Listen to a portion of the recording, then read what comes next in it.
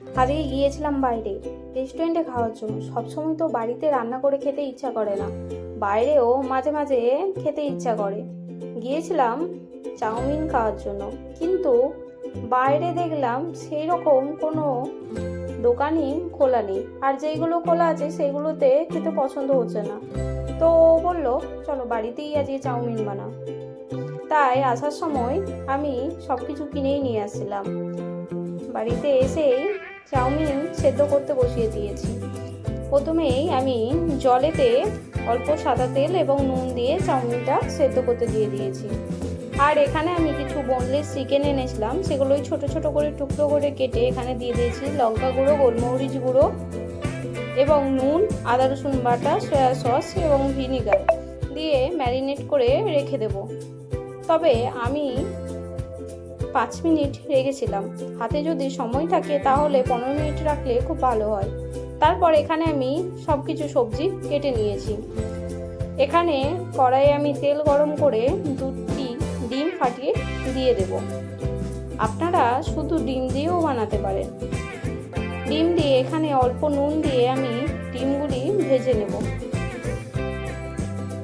ডিমগুলিকে ভালো করে কড়া করে আমি এখানে ভেজে তুলে রেখে দেব। তারপরে আমি ওখানে দিয়ে দেব চিকেন, যেই ম্যারিনেট করে রেখেছিলাম সেইগুলি দিয়ে ভালো করে ভেজে নেব। চিকেনটা দেওয়ার পরে একটু জল ছেড়ে দেবে। জল ছাড়ার পরে আমি ভালো করে লাল করে ভেজে নিয়েছি। তারপর ওই কড়াই আমি আরেকটু তেল দিয়ে এখানে দিয়ে দিয়েছি আদা রসুন কুচি। আদা রসুন আমি ছোট ছোট করে কিমা করে রেখেছিলাম, সেইটা দিয়ে দিলাম। এখানে আমি দিয়েছিলাম গোলমরিচ গুঁড়ো। তারপরে এখানে আমি দিয়ে দেব পেঁয়াজ। আমি এখানে 2টি মিডিয়াম সাইজের পেঁয়াজ নিয়েছি, দিয়ে ভালো করে ভেজে নেব। পেঁয়াজগুলি একটু লাল হয়ে গেলেই আমি এখানে দিয়ে দেব গাজর এবং বরবটি। আমার কাছে বিনস ছিল না, তাই বরবটি দিয়ে দিয়েছি। ভালো করে নাড়াচাড়া করে একটু ভাজা হয়ে গেলে আমি এখানে দিয়ে দেব ক্যাপসিকাম কুচি, লঙ্কার কুচি এবং বাঁধাকপির কুচি। দিয়ে একটু নাড়াচাড়া করে আমি এখানে দিয়ে দেব অল্প ভিনিগার, হাফ চা চামচের মতো নুন এবং 1 টেবিল চামচ সয়া সস, 2 টেবিল চামচ টমেটো সস এবং 1.5 টেবিল চামচ চিলি সস। চাউমিনের পরিমাণ মতো সস ইউজ করতে পারেন। তারপরে আমি এখানে ভালো করে মাখিয়ে নেব। এখানে একটু আমি নাড়াচাড়া করে দিয়ে দেব যে আগে থেকে ভেজে রাখা ডিম এবং চিকেন। ক্যাপসিকাম এবং বাঁধাকপি খুব আগে থেকে দেবেন না, এটা দেওয়ার পরেই আমি কিন্তু সসগুলো ইউজ করে দিয়েছি। নইলে কিন্তু ক্যাপসিকাম আর বাঁধাকপিটা একবারে নরম হয়ে যাবে, তখন চাউমিনের সাথে খেতে ভালো লাগে না। ভালো করে ভেজে আমি অর্ধেকটা তুলে রেখে দেব, নইলে একসাথে করতে খুব অসুবিধা হবে। যেহেতু পরিমাণে একটু বেশি ছিল তাই।